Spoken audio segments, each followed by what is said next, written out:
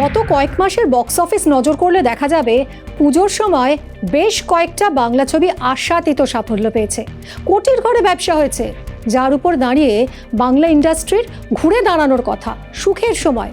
কিন্তু কোথায় কি দেখুন, টলিউডের সমস্যা যেন পিছুই ছাড়ছে না।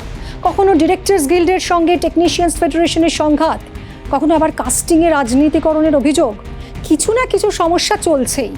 ছবি হিট হওয়ার সাফল্যের উচ্ছ্বাস ম্লান হয়ে যাচ্ছে, স্তব্ধ হয়ে যাচ্ছে শুটিং ফ্লোর, বিপুল ক্ষতির মুখে পড়ছেন প্রযোজক পরিচালকরা। কিন্তু বারবার কেন হচ্ছে বলুন তো এমন পরিস্থিতি? এর দায় কার? এই ধরনের পরিস্থিতি কি সত্যি এড়িয়ে যাওয়া যায় না? আমি খুব বিপদে। আমার একটা নতুন সিরিয়ালের সেটের কাজ গত 27 তারিখ থেকে শুরু হয়েছিল, খুব সুন্দর কাজ চলছিল। হঠাৎ করে শনিবার থেকে একটা গন্ডগোলের আভাস আমার কানে আসতে শুরু করে যে আমার সেটে নাকি কাজ বন্ধ হয়ে যাবে। তার কারণ নাকি আমি এমন কোনো মন্তব্য করেছি, সেই মন্তব্যে নাকি কিছু টেকনিশিয়ানে খুব খারাপ লেগেছে, যার কোনো প্রমাণ বা কোনো ভিত্তি নেই। আমি কোনোভাবে আজ অব্দি টেকনিশিয়ান বিরোধী কোনো মন্তব্য কোথাও করিনি।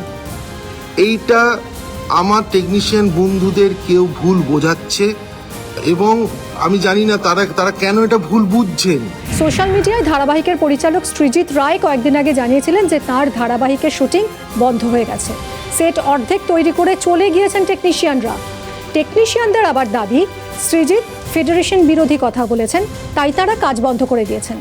আমাদের প্রত্যেকের কাজ যদি বিঘ্ন ঘটানো হয়, তাহলে ক্ষতিটা কার হচ্ছে? আজকে যদি এক এক করে এরকম প্রত্যেকের এগেনস্টে এভাবে এই অসহযোগিতা করা হয়, তাতে ক্ষতিটা কার? এই প্রশ্নটা কিন্তু শুধু আপনাদের কাছে না, দর্শকদের কাছে না, আমি কিন্তু রাখতে চাই আমার কলাকুশলী ভাই বোনদের কাছে, সেই টেকনিশিয়ানদের যাদের দোহাই দিয়ে বারবার এই জিনিসটা করা হচ্ছে। সবাই যেটা চাইছি সেটা সুরাহা, কেউ কোনো বিদ্রোহ গন্ডগোল চাইছি না, কারণ এটা মানুষের রুটির প্রশ্ন। ফলত আমরা সকলেই যেটা চাইছি সুরাহা। আমি নাকি ফেডারেশন বিরোধী কথা বলেছি, তার প্রমাণও তারা কিছু দিতে পারেনি। এবং ওদের প্রেসিডেন্টকে আমি বলেছিলাম যে আপনি যদি প্রমাণ পান তাহলে আমাকে দেবেন, এবং সেই প্রমাণও দিতে পারেননি। এবং আমি বলছি না দিতে পারলে কিন্তু কাজে আসবে, তো তারা আসেনি। ফলে আমরা বুঝতে পারছি না মানে এটা কেন, কি কারণ।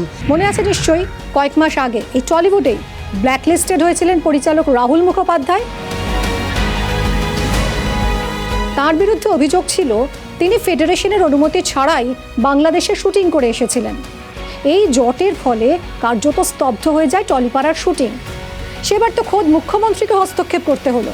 দিনের শেষে অবশ্য একসঙ্গে চায়ের কাপে চুমুক দিলেন প্রসেনজিৎ, দেব, আবির, সৃজিত, কৌশিক গাঙ্গুলিরা।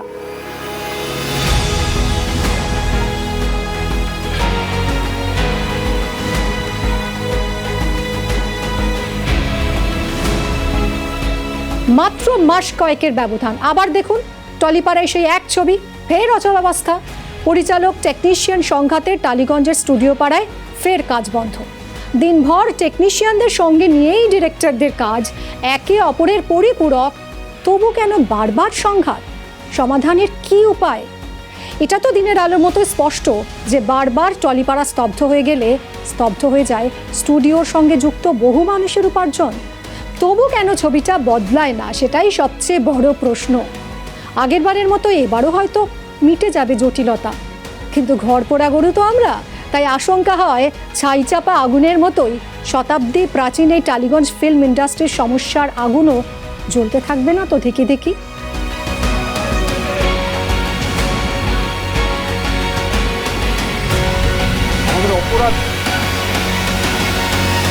আবার কখনো তা বেরিয়ে আসবে না তো সুপ্ত আগ্নেয়গিরির মতো?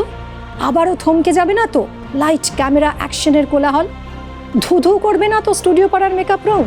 কোনো কিছু বন্ধ হওয়াটা ভালো নয়, ভেঙে দেওয়াটা ভালো নয়। নদী একটা আটকে দিলেও সেটা কি ভালো নয়। যেদিন বুঝতে পারি যে আজকে হয়তো কোনো কারণে কাজটা হবে না, মনটা খারাপ হয়, সে যে কোনো কাজও হতে পারে। কারণ আমরা তো কাজের মধ্যে দিয়ে আমাদের পরিচয়, যে কোনো কাজই সেটার বন্ধ হলে খারাপ। শুধু কষ্ট নয়, খুব উদ্বিগ্ন হয়ে পড়ি। এবং আমার সবসময় মনে হয় যে বাংলা ইন্ডাস্ট্রি এত ছোট একটা জায়গা, তাতে এইসব ভুল বোঝাবুঝি, আমি জানি না কে ঠিক কে ভুল, কার জন্যে কি হচ্ছে, কিন্তু এইগুলো নিজেদের মধ্যে যত মিটিয়ে নেওয়া সম্ভব হবে, যত তাড়াতাড়ি সেগুলো করা যাবে, তত ইন্ডাস্ট্রির পক্ষে মঙ্গল। কারণ এইটুকু একটা ইন্ডাস্ট্রি তো কোলাপস করে যাবে। সবাই আমরা চাই স্থায়ী কোনো সমাধান হোক, আর টলিউডের হাত ধরে আবারও পুরনো গৌরব ফিরে পাক। টালিগঞ্জ ইন্ডাস্ট্রি।